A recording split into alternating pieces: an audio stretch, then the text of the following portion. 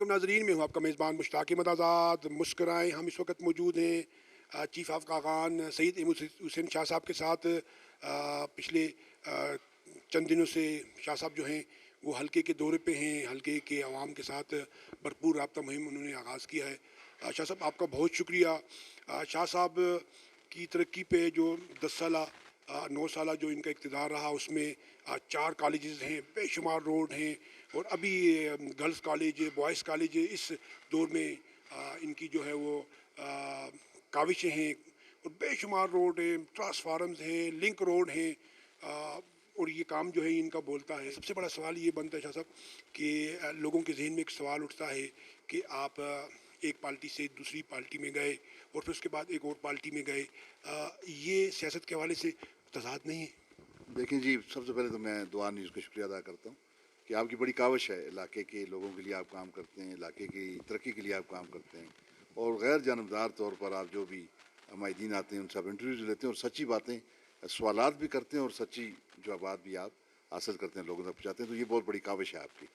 सबसे पहली बात तो ये है कि मेरी जो बुनियादी पार्टी है वो पाकिस्तान पीपल्स पार्टी, जिसमें हम 50 साल तक रहे, और उसी पाकिस्तान पीपल्स पार्टी के ऊपर हमने इलेक्शन किया 2018 में। और आप जानते हैं कि एक ज़बरदस्त इलेक्शन हुआ। मेरे मुकाबले मियां ज़ुरमान साहब थे और 29,000 कुछ वोट उन्होंने लिए और 29,000 कुछ वोट मैंने लिए, तो 224 वोट से मैं रह गया और वो जीत गए। अब मियां ज़ुरमान साहब का अपना, उनकी किस्मत है कि 3 महीने बाद वो जाली डिग्री के ऊपर डिस्क्वालीफाई हो गए।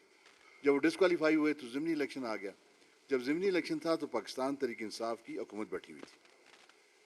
जो सीरियस पार्टियाँ होती हैं उनके बड़े दिल होते हैं और वो अपने वर्करों का ख्याल भी करती हैं। तो मेरी पीपल्स पार्टी थी उस वक्त।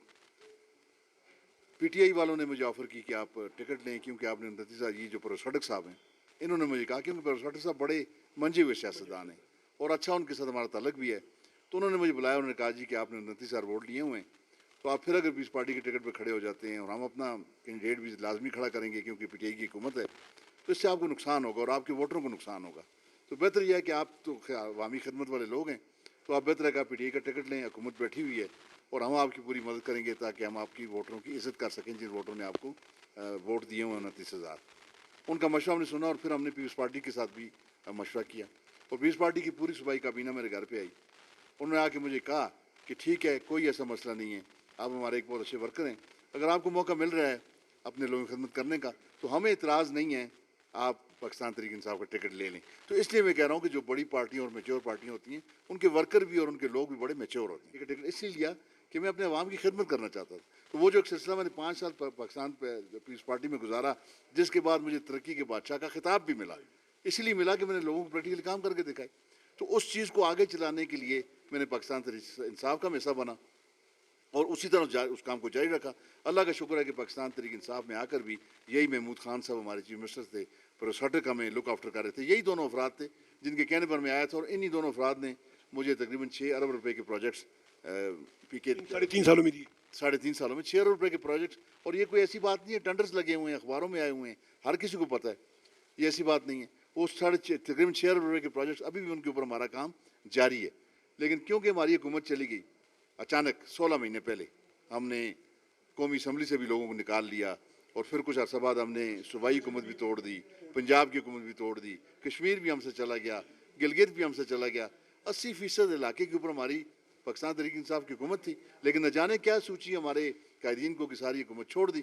उसके छोड़ने का ये नुकसान हुआ कि वो जो हमारे 6 अरब के प्रोजेक्ट चल रहे हैं वो आधे रास्ते में, कुछ कंप्लीट हुए और कुछ आधे रास्ते में। आपके नहीं, तमाम लोगों के जितने भी। तमाम लोगों के लिए बड़ी तकलीफ हुई, आधे रास्ते में पड़े हुए हैं। अगर ये 16 महीने की हमारी हुकूमत चलती रहती तो अल्लाह के करम से हम ये 6 अरब रुपए के प्रोजेक्ट कंप्लीट कर लेते। तो फिर हमें इस बात की फ़िक्र है अब कि इन प्रोजेक्ट्स को कंप्लीट किया जाए और आने वाले वक्तों में हम आवाम के लिए, क्योंकि हमारा रिमोट एरिया है, आप जानते हैं, या हमारे गरीब लोग हैं, सिर्फ एक टूरिज़्म का यहाँ पे, जिन अरसे में टूरिस्ट कम आते हैं तो यहाँ पे हमारे लोग भूखे मर रहे होते हैं। सिर्फ टूरिज़्म की हमारी कमाई, और तो हमारे पास है कुछ नहीं।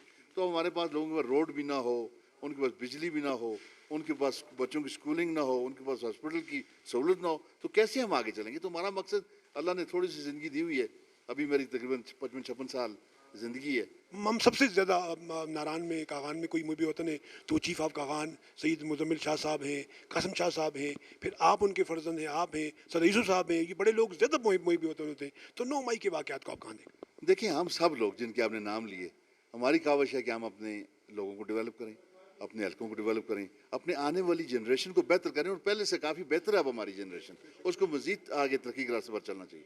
9 مئی کے واقعات کا جہاں تک تعلق ہے تو دیکھیں، میں پیس پارٹی میں تھا، میرا نظریہ بھی پیس پارٹی کا تھا، اب بھی ہے، اور میں اسی نظریے کے تحت عمران خان صاحب کے ساتھ آیا، کیونکہ عمران خان صاحب بھی اس پاکستان کو بہتر کرنا چاہتے تھے، کرپشن ختم کرنا چاہتے تھے، اداروں کو اچھا کرنا چاہتے تھے، لوگوں کو روزگار دینا چاہتے تھے، ہیومن امپاورمنٹ کے اوپر وہ باتیں کرتے تھے، لا الہ الا اللہ کی باتیں کرتے تھے، ایاک نعبد و ایاک نستعین کی باتیں کرتے تھے، ریاست مدینہ کی باتیں کرتے تھے۔ تو کون سا مسلمان ہے؟ ہم سب گناہگار بھی ہیں تو مسلمان ہیں، تو سب مسلمان ان نعروں پہ تو چلیں گے، تو ہم بھی ایسن طریقے سے عمران خان صاحب کے چلے۔ اور میں یہ دعوے کے ساتھ کہتا ہوں، اور آپ اس کو چیک بھی کر لیں، کہ پورے زارڈوین میں جتنا ووکل عمران خان کے لیے میں تھا، کوئی دوسرا لیڈر اتنا ووکل عمران خان صاحب کے لیے نہیں تھا۔ کہیں احتجاج تھا تو میں وہاں پہ کھڑا تھا، کہیں جلوس تھا تو میں وہاں پہ کھڑا تھا، کہیں شیلنگ ہو رہی تھی تو وہاں پہ کھڑا تھا، ہر جگہ پر میں نے اپنی اس وفاداری کو مکمل طور پر نبھایا ہے۔ تصویر بڑی وائرل ہوئی تھی، ایون کہ آپ نے بنی گالہ میں جا کے نہ صرف عمران خان صاحب کے ساتھ کھڑے ہوئے تھے، آپ نے وہاں پر جا کر مشکلات اور تکلیفیں برداشت کی۔ ہم نے جی زمان پارک میں عمران خان کے ساتھ کھڑے بھی ہوئے، ڈنڈے لے کر بھی کھڑے ہوئے، اور رات کو ہم زمان پارک کے چیف آپ کا خان، جس کو اللہ تعالیٰ نے پیدائشی جو ہے وہ سونے کا چمچ دیا ہے، اللہ نے، دیکھیں آپ وہاں پر چٹائی پہ سوئے ہوئے تھے۔ عمران خان کی زمان پارک میں باہر ہم چٹائیوں پہ سوتے تھے، اور عمران خان کی گاڑی چلتی تھی تو اس کی حفاظت کے لیے اس کے پیچھے کھڑے ہوتے تھے۔ اس حد تک ہم گئے، ہم نے سب کچھ کیا ہے۔ میں بالکل دل سے اطمینان و مطمئن ہے کہ جو بھی کیا سلسلہ، کیونکہ عمران خان نے حقیقی آزادی کا نعرہ لگایا۔ کہ شاید اس میں کوئی نیشنل یا انٹرنیشنل سازش بھی شامل تھی کہ عمران خان کی ڈائریکشن کو بالکل ڈائیورٹ کر دیا گیا، اور عمران خان صاحب وہ جو ہم نے کرپشن سے آزادی لینی تھی، ہم نے ظلم سے آزادی لینی تھی، انصاف لانا تھا، رول آف لا لانا تھا، بچوں کے لیے ہم نے آگے کام کرنا تھا، اگلی نسل کے لیے کام کرنا تھا، اس ساری چیزوں سے ہٹ کے تو عمران خان کی تقریروں نے بھی، ایکشنز نے بھی، ساری چیزوں نے میرے دماغ میں، آپ یقین کریں میں فوجی آدمی ہوں، میجر ریٹائر ہوں، سب دنیا کو پتہ ہے، 55 سال میری عمر ہے، میں اتنا میچور آدمی ہوں، اور میرے دماغ میں بھی فوج کے خلاف اتنی نفرت پیدا ہوئی ان کی تقاریر سے، ان کی باتوں سے، کہ میں فوجی ہوتے ہوئے میں نے بالاکوٹ میں کھڑے ہو کے فوج کے خلاف نعرے بھی لگائے اور فوج کا تقریریں بھی کی۔ تو میں اپنے ینگ جو لوگوں سے کیا گلہ کر سکتا ہوں جب میں ایک میچور آدمی تک فوج کے خلاف ہو گیا؟ عمران خان کی فوج پہ حملہ کرنا، میں سمجھتا ہوں کہ آپ ذرا سوچیں اور فکر کریں کہ ہم اپنے دل میں فوج کی نفرت پیدا کر لیں، پھر ہم فوج پہ حملہ بھی کر دیں، فوج کمزور ہو جائے، اور ادھر سے بھارت ہمارا سب سے بڑا دشمن بیٹھا ہوا ہے، اور باقی ملکوں کے ساتھ بھی ہمارے کوئی تعلقات اچھے نہیں ہیں۔ بھارت اگر آ جائے، ہماری فوج کمزور ہے، عوام ساتھ نہیں ہے، عوام کے دلوں میں نفرت ہے، عوام خود فوج کو مار رہی ہے، ادھر سے بھارت بھی آ جائے، تو مجھے سب لوگ فکر کے ساتھ اس بات کا جواب دے دیں کہ خدا نہ خواستہ اگر ایسا ہو جاتا ہے تو کیا یہ ریاست مدینہ بنے گا یا دوبارہ بھارت بن جائے گا؟ پھر پیپلز پارٹی میں ہمارے ساتھ کے دوست، ہمارے بھائی جن کے ناخن تک نکالے گئے، ریاستی تشدد اس قدر ہوا ہے۔ میرے والد محترم پیپلز پارٹی میں تھے، 3.5 سال تک وہ ہاؤس اریسٹ رہے پشاور میں، انہیں ضلع پشاور سے نکلنے کی اجازت نہیں تھی۔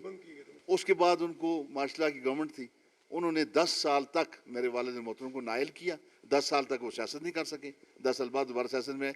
تو بڑی ساری مشکلات ہم نے، بالکل پاکستان تحریک انصاف کے ورکرز جو ہیں، میں ان کے اوپر شکایت مجھے نہیں ہے، وہ ورکر میرے بھائی ہیں، میرے ساتھ چلے ہیں 3.5 سال، اور آئندہ کی سیاست جو میری ہوگی، میں اللہ کی قسم اپنے پاکستان تحریک انصاف کے ورکروں کے ساتھ چلوں گا انشاءاللہ تعالیٰ، ان کے لیے جو کچھ ہو سکا میں کروں گا، لیکن لیڈرشپ کے مقام پر جہاں پہ یہ بات کی جائے کہ آپ ریاست پہ حملہ کریں اور فوج پہ حملہ کریں اور پاکستان میں انتشار لے کر آئیں، تو ہم سیاست چھوڑ سکتے ہیں، لیکن ہم ریاست کے اوپر حملہ اور انتشار کی سیاست نہیں کر سکتے۔ ہاں، جیسے جس کو ہم کہتے ہیں دور افتادہ علاقے میں اتنا بڑا جلسہ، یہ کمال کہاں سے لائے سر؟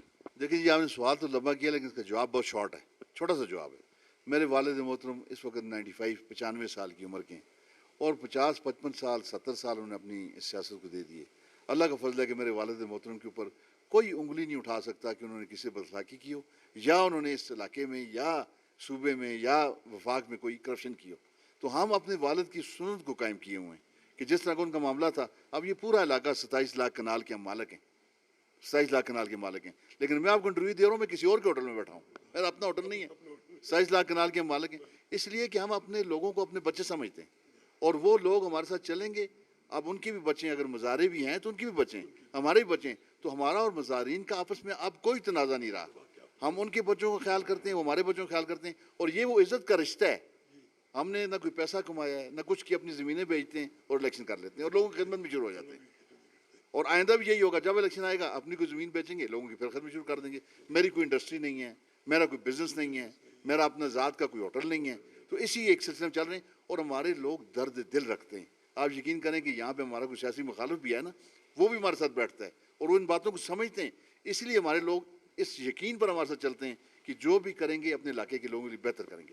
یہی وجہ ہے کہ اس میں میرا کمال نہیں ہے, ہمارے خاندان کا کمال ہے کہ ہم اپنی قربانی دے کے لوگوں کے ساتھ چلتے ہیں. اس بات کو لوگ سمجھتے ہیں اور لوگ ہماری ایک آواز پہ آتے بھی ہیں اور ہمیں مدد بھی کرتے ہیں, ہمیں ووٹ بھی دیتے ہیں اور ہمیں اپنے ساتھ بھی لے کر چلتے ہیں. تو اسی سلسلے میں, اسی چیز کے اندر آپ نے دیکھا صرف 3 دن میں نے لوگوں کو انوائٹ کیا ہے, اپنے پی کے 33 کے لوگوں کو, اور کتنا بڑا جلسہ ہوا ہے ریموٹ ایریا میں سر, ریموٹ ایریا میں. اور یہ جلسہ تھا بھی نہیں, یہ تو نمائندہ جرگہ تھا جو اتنا بڑا جلسے میں کنورٹ ہو گیا. ہم نے تو لوگوں کو اس لیے بلایا تھا کہ ہم ان سے مشورہ کریں کہ ہاں بھائی ہم نے پاکستان تحریک انصاف پارلیمنٹریم میں جانا ہے کہ نہیں جانا. آپ یقین کریں اس مجمع میں سے اگر ایک بھی آدمی اٹھ کے کہتا نا کہ شاہ صاحب ہم آپ کو اجازت نہیں دیتے تو میں کبھی پارلیمنٹرین. ناران میں ایک آپریشن ہوا تھا, اس وقت کے وزیر اعظم عمران نیازی صاحب یہاں پر آئے تھے اور یہاں نیچے ایک آپریشن ہوا تھا. تو بہت سے لوگوں کا یہ کہنا تھا, جو مارکیٹ میں یہ بات تھی کہ اس کے پیچھے احمد شاہ یا اعظم, اس وقت کے سینیٹر اعظم خان صاحب کہا تھے. اس میں کتنی صداقت ہے سر؟ دیکھیں جی, پہلی بات تو ہمیں سمجھنی چاہیے یہ ہمارا ٹورزم کا علاقہ ہے. جتنا خوبصورت ہوگا اتنا زیادہ ٹورسٹ آئے گا. جتنا یہ بری کنڈیشن میں ہوگا تو ٹورسٹ ہمارا کم آئے گا اور ہمارا روزگار اچھا نہیں ہوگا. تو میں یہ سمجھتا ہوں کہ جس علاقے میں بھی یہ اکنامک ایکٹیویٹی جنریٹ ہونا شروع ہوتی ہے اس علاقے میں ریگولیشنز ہونا بڑی ضروری ہے. تو وہ جو آپریشن تھا اس کا آپ یقین کریں کہ جب وہ آپریشن ہوا, رات کو شروع ہوا آپریشن, رات کو 12:30 بجے آفاق ہوٹل والوں نے مجھے فون کیا کہ ہمارا گیٹ توڑ دیا. تو میں نے کیوں, کیا ہوا ہے؟ تو انہوں نے کہا جی یہاں پہ تو بڑا آپریشن شروع ہے تجاوزات کے خلاف. تو میں نے کہا آپ کا گیٹ میں کیا پرابلم تھی؟ انہوں نے کہا جی ہمارا گیٹ روڈ کے 33 فٹ کے اندر تھا, ٹوٹ گیا. تو میں نے کہا ٹوٹ گیا تو اچھی بات ہے, تم پیچھے کر کے بنا دو, انکروچمنٹ ہے پھر تو آپ پیچھے کر کے بنا دیں. تو مجھے علم بھی نہیں تھا کہ یہ آپریشن پلان کیا گیا. مجھے شاید اس لیے نہیں بتایا گیا کہ میں علاقے کا نمائندہ تھا تو میں اس آپریشن میں رکاوٹ ڈالتا, اس لیے مجھے انتظامیہ نے نہیں بتایا. اور یہ آپریشن کیا بھی اریگیشن نے وہ دریا سے 200 فٹ کے معاملے میں, اور NHA نے روڈ کے اندر 33 فٹ کے معاملے میں. امپلیمنٹنگ ایجنسی جو تھی وہ KDA تھی اور پولیس تھی. بنیادی طور پہ آپریشن یہ اریگیشن کا اور NHA کا تھا, یہ KDA کا اپنا آپریشن نہیں تھا. لیکن KDA والا امپلیمنٹنگ ایجنسی تھی علاقے میں, وہ ایک ایجنسی اور پولیس ان کے ساتھ. ایگریویٹ یہ کب ہوا؟ یہ ایگریویٹ اس لیے ہوا کہ جب یہ کچھ ہوٹل انہوں نے توڑے جو دریا کے اوپر بنے ہوئے تھے, تو وہاں پہ جھگڑا ہوا اور کسی آدمی نے فائر کیا, چنگاری اٹھی, پولیس بہت زیادہ آ گئی. اور پھر وہ ہمارے علاقے میں کہتے ہیں نا کہ سکی نال سینی بھی پھر جاتی ہے. تو جب اتنا وہ انتشار پھیلا تو اس میں بیچارے شیلٹروں والے جن کا قصور ہی کوئی نہیں تھا, جو نیچے بیٹھے ہوئے تھے. سچ واقعہ یہ ہے سر, یہ سچ واقعہ یہ تھا, سچ واقعہ یہ ہوا ہے. جو شیلٹروں کا جب ہنگامہ بن گیا تو پولیس والوں کے سامنے جو چیز آئی انہوں نے وہ توڑ دی. اور یہ جو شیلٹر نیچے لگے ہوئے تھے, یہاں پہ صرف کاغان کے لوگ نہیں تھے بلکہ بالاکوٹ کے, گرلاٹ کے, اسا کے بہت سارے لوگ. اور یہ شیلٹر ایسی جگہ پر لگے ہوئے تھے جن کی دونوں سائڈوں پہ روڈ تھا, نہ یہ دریا کے قریب تھے اور نہ یہ 33 فٹ کے اندر تھے. لیکن اس ہنگامے کی نظر ہو گئی یہ شیلٹر, اور جن لوگوں نے ہنگامہ کیا میں ان کو الزام دوں گا کہ ان کو یہ ہنگامہ نہیں کرنا چاہیے تھا. بعد میں کچھ لوگوں نے جو بدکن لوگ ہیں, جن میں ایک یہ ہمارا جو پہلے چیئرمین KDA تھا, یہ جو احمد زمان خان صاحب, یہ احمد زمان خان صاحب بچپن سے یہاں ابھی KDA نہیں تھا, اب نہیں ہے. جو یہ بچپن سے یہاں پہ تھے, انہوں نے کافی لوگوں کو یہاں پہ جانتے ہیں. تو انہوں نے وہ سیاسی مخالفت, میں نہیں جانتا, میں نے تو کبھی ان کے ساتھ کوئی, میں تو جانتا بھی نہیں تھا یہ کون ہے, اور نہ ہی میرا ان کے ساتھ کوئی اس طرح کا سیاسی تعلق ہے. لیکن انہوں نے, میں نے سنا ہے کہ یہاں پہ 1-2 تقریریں کی کہ جی یہ احمد شاہ صاحب نے جو ہے وہ آپریشن کروایا. اور جب وہ میں تھا یہاں پہ بورڈ کا ممبر, اس وقت تو انہوں نے نہیں کہا. تو میرے جانے کے بعد انہوں نے یہ باتیں کرنا شروع کر دیں, کیونکہ آپریشن تو بہت پہلے ہوا اور تقریریں انہوں نے یہ سال بعد کی, تو ان کو یہ باتیں کرنے کی میرے خیال ضرورت نہیں تھی, اور انہوں نے لوگوں کے دماغوں کو آلودہ کرنے کی کوشش کی. حالانکہ اس آپریشن میں ہمارا کوئی بالکل بھی کوئی تعلق, اگر کوئی ثابت کر دے تو میں سیاست چھوڑ دوں گا. لیکن آپ نے شیلٹر کیوں توڑے؟ شیلٹروں کے ساتھ آپ نے یہ کیا کیا؟ پھر میں نے KDA کے دفتر میں بیٹھ کے باقاعدہ پورا نقشہ بنوایا اس جگہ کا جہاں بھی شیلٹر لگے ہوئے ہیں. میں نے یہ بھی کہا کہ آپ ڈیزائن دیں, لوگوں کو روزگار خراب نہ, وہ شیلٹر بنائیں گے. پھر ان شیلٹروں کو میں نے بحال کروایا, اور آج آپ دیکھ سکتے ہیں ناران میں وہ سارے شیلٹر دوبارہ سے لگے ہوئے ہیں. یہ میں نے بڑی محنت کر کے KDA کے ساتھ بیٹھ کے, کمشنر کے ساتھ بیٹھ کے ان شیلٹروں کو بحال کروایا. میں نے کہا اگر آپ یہ شیلٹر بحال نہیں کریں گے پھر ہمارا اور آپ کا عوامی طور پہ جھگڑا ہے, کیونکہ میں کسی کو بھی روزگار روکنے کی اجازت نہیں دوں. اب آپ دیکھ لیں اوپر سے ہم لوگ جھیل پہ, ابھی کی بات ہے, یہ ان کا پروگرام تھا کہ یہاں پہ, کیونکہ وہاں پہ وہ شیلٹر लगने की वजह से और मुख्तलिफ दुकानें लगने की वजह से वाकई ये बात सच है कि वहाँ पे बड़ी ख़राब हुई है खूबसूरती और बहुत वहाँ पे गंद हुआ हुआ है। तो इन्होंने फैसला किया कि दुकानें भी हटा दें और कश्तियाँ भी निकाल दें, कुछ भी यहाँ पर ना हो। फिर मैं अभी जो मौजूदा सेक्रेटरी हैं नज़र शाह साहब फॉरेस्ट के, उनके पास गया, आपसे अपनी गुजारिशात की। बहुत अच्छे इंसान हैं नज़र शाह साहब, उन्होंने मेरी बात को समझा। उन्होंने मुझसे इस शर्त पे कश्तियाँ बहाल की, एक शर्त उन्होंने लगाई कि शाह साहब आप आए हैं तो हम कश्तियाँ बहाल कर देते हैं, लेकिन हमारी एक शर्त है कि ये जो दुकानें लगी हुई हैं इनको आप रेगुलेट करें। तो उनसे फिर मैं ये वादा करके आया कि ये अपने दुकानों से भी मैंने बातें कर ली, उन्होंने भी मान लिया। वादा करके आया कि अब कश्तियाँ चलने दें, रोज़गार चले, थोड़ा सा सीज़न का लोड कम हो। अभी टूरिस्ट बहुत ज़्यादा आ रहा है तो अभी हम डिस्टर्ब करेंगे तो काफ़ी लोगों का रोज़गार ख़राब होगा। तो जब ये इस महीने के एंड तक इंशाल्लाह टूरिज़्म का लोड कम हो जाएगा, मेरी सारी वहाँ पे बातें हुई हैं दुकानदारों से, मैं वहाँ जाऊँगा, बिल्कुल अलहदा करके 10-12 कनाल जगह अलहदा हम करेंगे, उसके अंदर हम शेल्टर्स लगाएंगे, खूबसूरत शेल्टर्स, ताकि आइंदा सीज़न हमारा मार्केट बन जाएगी, एक माल बन जाएगा छोटा सा। आइंदा सीज़न में आप देखेंगे झील बहुत खूबसूरत लगेगी। तो उन सब ने मेरी बात मान ली है क्योंकि हमारे अच्छे लोग हैं। वो ज़ोर ज़बरदस्ती करके तो काम अवाम के साथ नहीं होता। अवाम को एतमाद मिलने सब कुछ ठीक हो जाएगा। और ये चेयरमैन साहब तो चेयरमैन बनने के बजाय यहाँ पे ये तो नारायण के बादशाह बनने के। अच्छा सर, आप समझते हैं कि नारायण और अहमद शाह का कोई तनाज़ा नहीं है सर? मेरा और नारायण का कोई तनाज़ा नहीं है। पिछले 3 दिन से मैं यहाँ पे बैठा हूँ, पूरे नारायण में फिरा हूँ। बेशुमार लोग अभी आपका इंतजार भी कर रहे हैं। हद ये है कि जो मेरे सियासी मुखालफिन है मैं उनके साथ भी बैठा हूँ। उन्होंने मुझे चाय पिलाई है, उन्होंने मुझे खाना भी। कल आप फारूक साहब के साथ ही बैठे हुए थे, जबकि देखिए आप गए थे। बिल्कुल, आप देखें फारूक है भाई है हमारा, भाई है हमारा, नून लीग का है यहाँ से इलाके में, वो मेरा भाई है। हम उसके साथ बैठे हुए थे। मेरा फारूक के साथ ज़ाती तौर पर कोई तनाज़ा नहीं। और मैं फारूक का ही मशकूर हूँ कि जब भी हम आमने सामने आए हैं उसने मेरी इज़्ज़त की है, मैंने उसकी इज़्ज़त की है। कल भी उसने मेरे साथ बैठ के खाना खाया है, हमने गप्पे लगाई हैं, आगे का सियासत डिस्कस की है, आगे का माहौल डिस्कस किया है। हम एक साथ चलने वाले लोग हैं जी। हमारा किसी से कोई तनाज़ा इस वैली के अंदर नहीं है इंशाअल्लाह ताला। लोग आपको तरक्की का बादशाह कहते हैं और वाकई सर आपका रिमोट एरिया है, क्योंकि आपने एक खंबा जो है वो अगर एक खंबा 100 रुपये का मिलता है तो आप जब पहाड़ पे लगाएंगे वो 5,000 का हो जाएगा। तो सर थोड़ी तरक्की के हवाले से बात करें, आइंदा के प्रोजेक्ट के हवाले से बात करें, लोग आपको सुनना चाहते हैं सर। देखिए, इस पिछले टेन्योर में बुनियादी चीज़ों के ऊपर मैं फोकस करता हूँ। अब ये इस नारायण के अंदर बिजली नहीं है। ये जो हमारी वापडा की लाइन लगती है, ये बर्फ़ होती है तो सारी गिर जाती है। लाइन बहाल होने तक फिर अगला सीज़न आ जाता है, फिर बर्फबारी शुरू होती है।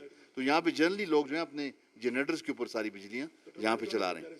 अच्छा, अब यहाँ नारायण से पीछे तो बिजली आई नहीं, वापडा ही नहीं है। तो आप जाए ना नारायण के पीछे पूरा बटकुंडी में बिजली है कि नहीं?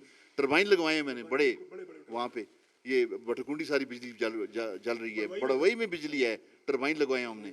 ये नारायण से आते हुए कागान की तरफ रास्ते में कुछ जगह राजवाल, यहाँ पे टरबाइन लगा है, पूरा राजवाल टरबाइन के ऊपर चल रहा है। वहाँ भी वापडा की बिजली नहीं है। इस तरह मनूर वैली के अंदर हम टरबाइन लगाए, थोड़ा डैमेज हुआ अभी फ्लड्स की वजह से, 3 टरबाइन वहाँ पे पानी में बह गए। उसका दोबारा मैंने सिलसिला शुरू किया हुआ है, उसको दोबारा इंशाल्लाह टरबाइन लगेंगे। कागान में हमारा एक पुराना टरबाइन होता था जो मेरे, जब इस पूरे इलाके में बिजली नहीं थी तो कागान में थी, क्योंकि उस वक्त जब मेरे वाल साहब ने टरबाइन लगवाया था वो कागान की 3-4 गाँव को बिजली प्रोवाइड करता था। फिर वो वापडा आया तो बंद हो गया, फिर वो ख़राब हो गया। तो अभी इसको मैंने नए प्रोजेक्ट के अंदर डाला है। इंशाल्लाह अगले साल तक वो नया टरबाइन बन जाएगा तो कागान में भी एक अल्टरनेट बिजली का निज़ाम हो जाएगा। यहाँ नारायण में एक तो टरबाइन मैंने लगवा दी है, ऊपर आप जाके देखें ये जो झील कट है इसके अंदर टरबाइन लग गया है। अभी हमारा एक प्रोग्राम है कि यहाँ पे एक बड़ा टरबाइन, वो स्टार्ट भी हो गया, कुछ होटलों को बिजली भी दे रहा है। ये स्टार्ट भी हो गया, ऊपर वाले होटलों को बिजली भी दे रहा है। तो एक और बड़ा टरबाइन लगाएंगे और मेरी काविश है कि ये पूरा नारायण जो है ये सारे का सारा हाइडल पावर के ऊपर आ जाए, टरबाइन के ऊपर आ जाए, जनरेटर वाला काम खत्म हो जाए, पोल्यूशन खत्म हो जाएगी, रेगुलर तारें हो जाएंगी।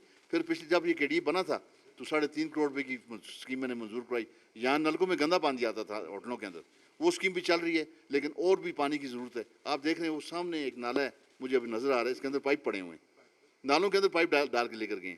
तो इंशाल्लाह ताला जब नया सेटअप केडी का आएगा तो इनसे मैं बात करूँगा ताकि यहाँ पे सारी अंडरग्राउंड लाइनें ये पाइप्स की बन जाएँ, इन नालों में से पानी निकल आए, सारे होटलों को पानी प्रोवाइड हो जाए, क्योंकि बुनियादी चीज़ पानी है। होटल में पानी नहीं होगा तो गेस्ट आके कैसे रहेगा। ग्राउंड में हमने हॉस्पिटल्स के ऊपर काफ़ी काम किए। आप कागान का जाके हॉस्पिटल देखें, वहाँ पे उसका तो खैर बड़ा हॉस्पिटल है और पुराना बना हुआ, मेरे वाल साहब के पहले ज़माने का ये बना हुआ हॉस्पिटल है। फिर पीपल्स पार्टी की दौर में इसको मैंने रिकन्स्ट्रक्शन करवाई थी और अभी उसकी हालत फिर भी बुरी थी। अभी इस दौर में अभी आप जाके देखें तो वो खूबसूरत हॉस्पिटल वहाँ बना हुआ है, डॉक्टर्स भी हैं, मेडिकल टेक्नीशियंस भी हैं, सब कुछ है। यहाँ पे एक BHU था नारायण में, इसको पिछले दौर में मैंने RHC का दर्जा दिलवाया। फिर बर्फबारी हुई तो वो उसकी छतें टूट गई, फिर इस दफ़ा मैंने उसको रिपेयर करवाया, लेकिन थोड़ा सा इसकी हालात तो ख़राब है, लेकिन मुतवातर यहाँ पे 2 डॉक्टर्स और पैरामेडिकल और टेक्नीशियंस यहाँ पर मौजूद रहते हैं। तो تو اس میں ڈاکٹرز کی ابھی کمی نہیں ہے. تو انشاءاللہ تعالیٰ اور اس کو ڈیولپ کر کے میری کاوش ہے کہ ناران کیونکہ بہت بڑا علاقہ ہے اور ٹورسٹ بہت زیادہ یہاں پہ آتے ہیں. سب سے زیادہ ایشو یہ ہے کہ ٹورسٹ یہاں پہ آتے ہیں تو حادثات تو ہوتے رہتے ہیں. جب انسان ادھر ادھر گھومے پھرے گا تو کچھ نہ کچھ حادثہ ہو جائے گا. حادثات ہوتے رہتے ہیں. تو انشاءاللہ تعالیٰ آئندہ مجھے موقع ملا تو یہاں ناران کے اندر صرف RC نہیں بلکہ ایک پورا سول ہاسپٹل قائم ہوگا انشاءاللہ. پہلے تو ابھی جو اس دور میں 3 بڑے روڈز ٹورزم کے لحاظ سے جن پہ کام شروع ہے. شونگران روڈ جس کا ہر حکومت میں تقریباً پیسے رکھے جاتے تھے لیکن پتہ نہیں کیا وجہ ہوتی تھی کہ روڈ تو مجھے کافی بن گئی سر. جی اس وقت یہ بنتا نہیں تھا روڈ. ہر حکومت میں پیسے ہوتے تھے لیکن بنتا نہیں تھا. میں نے اپنے دور میں اس کے اوپر 8 کروڑ پہ رکھا ہے. پھر جنترمسی جب یہ تھے سینیٹر تھے انہوں نے 4 کروڑ پہ رکھا ہے لیکن بنا نہیں کبھی. اب وہ کیا وجوہات ہیں لوگوں کو بھی پتہ ہیں اور آپ کو بھی پتہ ہے. اس دفعہ جب اس روڈ کا میں نے ٹینڈر کیا شونگران کا تو میں نے ٹھیکیدار کو کہا کہ اگر آپ نے اس کو کسی کو پیٹی ٹھیکیدار کیا نا تو میں آپ کو یہ روڈ نہیں بنانے دوں گا. آپ خود بنائیں گے. اور بڑا اچھا ٹھیکیدار ہے وہ طارق لودھی صاحب, بڑا ایماندار آدمی ہے. اس کو میں نے کہا کہ یہ میری شرط ہے کہ آپ اس کو پیٹی ٹھیکہ نہیں دیں گے, آپ خود بنائیں گے. اس کو 6 کروڑ روپے کی آفر بھی ہوئی ہے پیٹی ٹھیکے کے لیے لیکن میری وجہ سے اس نے نہیں دیا کہ 6 کروڑ لے لیں کام ہم کریں گے. اس نے کہا نہیں کام میں خود کروں گا. اللہ کے فضل و کرم سے آج آپ جا کے دیکھیں آدھے سے زیادہ روڈ بن چکا ہوا ہے اور زبردست روڈ بنا ہوا ہے جو اس سے پہلے کبھی نہیں ہوا اور انشاءاللہ تعالیٰ یہ آگے بھی جائے گا. اس طرح پپرانگ روڈ ایک بہت خوبصورت علاقہ ہے. پپرانگ شونگران کے اپوزٹ جو شونگران سے بھی 8-10 گنا بڑا علاقہ ہے. پیچھے منا پایا بھی ہے وہاں پہ روڈ بن رہا ہے. وہ کمپلیٹ ہوگا تو آپ دیکھیں ٹورزم کتنی ڈیولپ کرتی ہے. پھر منور ویلی ہماری بھی انتہائی خوبصورت ویلی ہے. اس پہ روڈ کا تھوڑا ڈیلے ہوا. جنگل والوں نے NOC نہیں دے رہے تھے لیکن شکر خدا کا وہ ڈیلے ہوا کیونکہ اگر وہ روڈ بن جاتا اس کے بعد فلڈ آتا تو سارا روڈ ضائع ہوتا. اب فلڈ آ چکا ہوا ہے. اس نے اپنی زمین جو لے جانی تھی لے گئے ہیں. ری الائنمنٹ اس کی دوبارہ ہو گئی ہے. اس کے اوپر اب دوبارہ کام شروع ہے اور ایک خوبصورت روڈ مانڈری سے لے کر بیاڑی تک وہاں بنے گا. اور منور ویلی اتنی خوبصورت ہے جنت نما بہت ایک نیا پوائنٹ آ جائے گا. تو میرا مقصد یہ ہے کہ یہاں پہ نئے پوائنٹس کیونکہ ہمارے پاس اب ناران میں یا بٹکنڈی میں یا کاغان میں یا شونگران میں یہ 4 شہر ہیں ہمارے. اب اتنا ٹورسٹ آتا ہے کہ کیپیسٹی نہیں ہے ہمارے پاس ان کو رکھنے کی سنبھالنے کی. تو میں چاہ رہا ہوں کہ نئے پوائنٹس کھلیں, لوگ اسپریڈ آؤٹ ہوں, روزگار بھی زیادہ ہو, زیادہ لوگوں کو روزگار بھی ملے اور لوگ بھی اسپریڈ آؤٹ ہوں, کیپیسٹی بھی بڑھ جائے. تو انشاءاللہ تعالیٰ اب ہمارا جیسے کاغان ہے یہاں پہ اب 2 روڈوں کی ایک تو ایشین ڈیولپمنٹ بینک میں منظوری ہو چکی ہوئی ہے. کاغان سے اوپر ایک جگہ ہے شنگری, آپ نے دیکھی بڑی خوبصورت جگہ ہے. اس کی تو 7 کلومیٹر کی ایشین ڈیولپمنٹ بینک کے اندر منظوری ہو چکی ہوئی ہے. میرے ٹائم میں ہوئی ہے. وہ ابھی ان کا پروسیس ہے وہ آگے چل رہا ہے. وہ ہو جائے گا تو انشاءاللہ تعالیٰ وہ بھی ایک خوبصورت علاقہ بنے گا. ہمارے سامنے ایک علاقہ ہے میدان, اس کے روڈ کے اوپر میں لگا ہوں وہ ہو جائے گا. میدان بڑی خوبصورت علاقہ ہے, وہ ایک نیا ڈیسٹینیشن بن جائے گا. پلس ہمارا ایک بہت بڑا مسئلہ تھا بالاکوٹ سے لے کر گڑھی بولا تک. یہ ہے تقریباً 18 کلومیٹر روڈ اور اس 18 کلومیٹر روڈ کے اوپر 6 یونین کونسلیں فال کر لاٹ والا روڈ سر. گرلاٹ والا یعنی ہماری ٹوٹل 12 یونین کونسلوں میں سے 6 یونین کونسلیں گرلاٹ روڈ کے اوپر فال کرتی ہیں بالاکوٹ سے لے کر گڑھی کرنول تک. کچا پکا جی بالکل گڑا بچہ اس روڈ کی حالت بری ہے. کچرا سے ہوتے ہوئے سر. اس کا 5 کلومیٹر روڈ میں نے اپنے ٹائم میں ہی CNW سے بنوا دیا. یعنی کہ گرلاٹ سے لے کر ہسا تک بہترین روڈ 5 کلومیٹر بنا ہوا ہے. اس سے آگے 13 کلومیٹر روڈ 2020 میں نے کام شروع کیا تھا. پہلے جائکا کو دیا, سروے انہوں نے کیے. پھر کورونا جب ہوا تو جائکا جاپان ایمبیسی یہاں سے چلی گئی اور جائکا کا پروجیکٹ ختم ہو گیا. پھر میں نے اس کو اٹھا کے ایشین ڈیولپمنٹ بینک میں ڈالا. اس پہ اس کا پروسیس چلنا شروع ہو گیا. پھر ہمارے ایک سیکٹری تھے انصاری صاحب, بڑے اچھے انسان ہیں, ابھی ریٹائر ہو چکے ہیں. انہوں نے مجھے بلایا, انہوں نے کہا جی کہ ورلڈ بینک کا پروگرام زیادہ فاسٹ ہے تو ہم اس سے اٹھا کے ورلڈ بینک میں ڈالتے. میں نے کہا آپ ٹیکنیکل آدمی آپ زیادہ سمجھتے ہیں. انہوں نے اٹھا کے ورلڈ بینک میں ڈالا اور ان کی بات ٹھیک تھی. وہ روڈ اپروو ہو گیا, اللہ نے کیا. سروے شروع اس کا پہلے ہی ہو گیا تھا جائکا کے ٹائم پہ. وہ روڈ سارا اپروول ہو گیا اور ابھی کوئی 15 دن پہلے, 1 مہینہ بلکہ 2-3 مہینے پہلے میں نے اس کا ایک ویلاگ بھی کیا تھا اور اس کے سارے ثبوت بھی دکھائے. ایکنک سے منظور ہو گیا, پروونس سے منظور ہو گیا, وہ آ گیا. پھر انہوں نے کہا جی کہ ہم اس کو ٹینڈر لگائیں گے جب اس کی ایڈمنسٹریٹو اپروول ہوتی ہے. ایڈمنسٹریٹو اپروول ہو جائے گی تو پھر ٹینڈر لگائیں گے.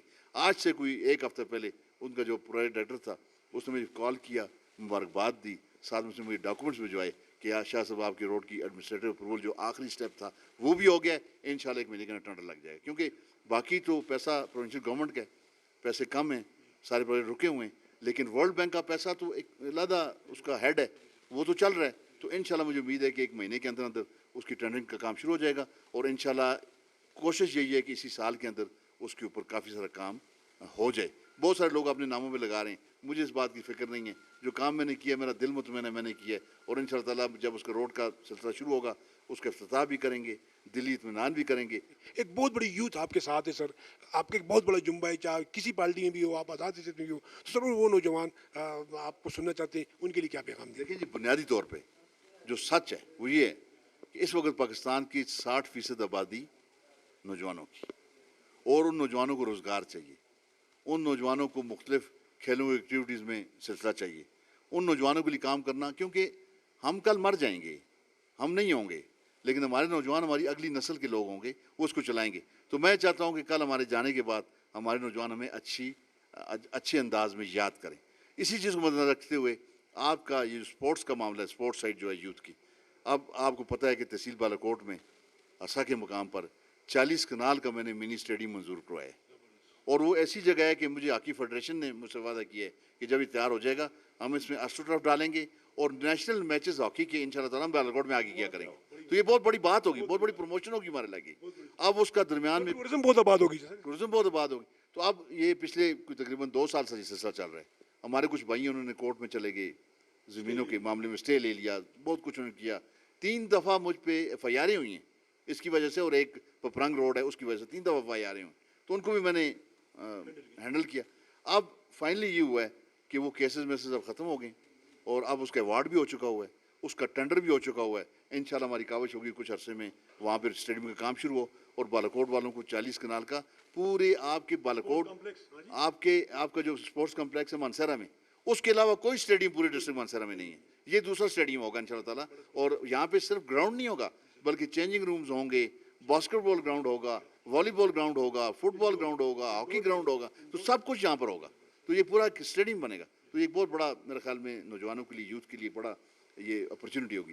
اس کے ساتھ ہاسٹل ہمارا بٹاکنڈی میں ہے, اس کے حوالے سے آپ کی ایک پٹیشن کبھی ہم نے سنا ہے, وہاں پر کچھ بوگس آپ کے علم کے بغیر بوگس بھرتیاں ہوئی ہیں, تو اس پہ آپ کیا کہیں گے؟ میں آپ کو بتاتا چلوں, یہ بڑی امپورٹنٹ بات ہے کہ یوتھ ہاسٹل میں تقریباً 16 لوگوں نے کلاس 4 بھرتی ہونا تھا, اور اس یوتھ ہاسٹل کے سلسلے کو چلایا میں نے تھا. اس کا دوبارہ یہ جو پیس پارٹی کا دور تھا, عقیل شاہ صاحب منسٹر تھے, تو اس کا سارا میں نے کام کیا. عقیل شاہ صاحب کے ساتھ میں آیا, ان کی کنسٹرکشن شروع ہوئی.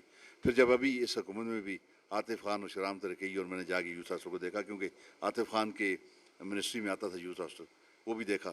پھر سے میں نے ریکویسٹ بھی کی کہ جو اپنے کلاس 4 کو بھرتی کرنا ہے تو اس کی آپ سیٹیں جنریٹ کریں. وہ بھی میں نے ساری ایسے نہیں جنریٹ کرائی, سیٹیں جنریٹ کرائی. لیکن اچانک پھر یہ ہوا کہ ایک دن میں مانسہرہ میں تھا, تو مجھے پتہ چلا کامرس کالج کے اندر کچھ انٹرویوز چل رہے ہیں یوتھ ہاسٹل کے کلاس 4 کے بارے میں. تو وہ انہوں نے سارے انٹرویوز مکمل کر کے اور وہ چلے گئے وہ لوگ. جب میں نے اس کا پتہ کیا تو 16 آدمی بھرتی ہوئے بغیر کسی انفارمیشن کے. اس کا میں نے ایڈورٹائزمنٹ منگوائی, وہ بھی چھپائی ہوئی تھی, کسی ایک اخبار میں انہوں نے دی ہوئی, کوئی بوگس تھی؟ بوگس تھی ساری, وہ کسی ایک اخبار میں دی ہوئی تھی.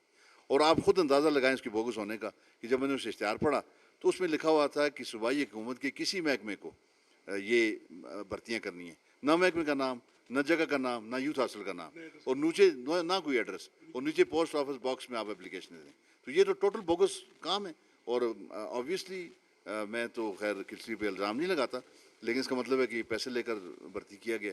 تو وہاں پہ کچھ لوگ تو پی ٹی آئی کے دور میں ہوئے, لیکن پی ٹی آئی کے دور میں ہوا ہے, پی ٹی آئی کے دور میں ہوا. عاطف خان اس کے منسٹر تھے, تو مجھے جب پتہ چلا, میں نے بڑا احتجاج کیا. میں عاطف خان کے پاس گیا, میں نے کہا یہ کیا کیا, تو اس نے اپنے ڈی جی سے بات کی آگے پیچھے, لیکن کوئی بات بنی نہیں, کیونکہ پیسے لیے ہوئے تھے انہوں نے, اور اسی کے اوپر بھرتیاں ہوئی تھیں. تو مجھے اس بات پہ بڑا میں تنگ تھا کہ میرے لوگ جو ہیں باہر کے لوگ آ کے بھرتی ہو جائیں. بٹاکنڈی کے بھی کچھ لوگ بھرتی ہوئے, لیکن زیادہ تر باہر کے لوگ وہاں پہ بھرتی ہوئے ہیں. تو میں نے اس کیس کو اٹھایا اور میں نے ہائی کورٹ کے اندر ریٹ کر دی, جس میں مجھے کافی کامیابی حاصل ہوئی ہے. ابھی 3-4 دن پہلے ہماری تاریخ تھی, تو ہائی کورٹ نے ڈپارٹمنٹ سے پورا ریکارڈ طلب کر لیا.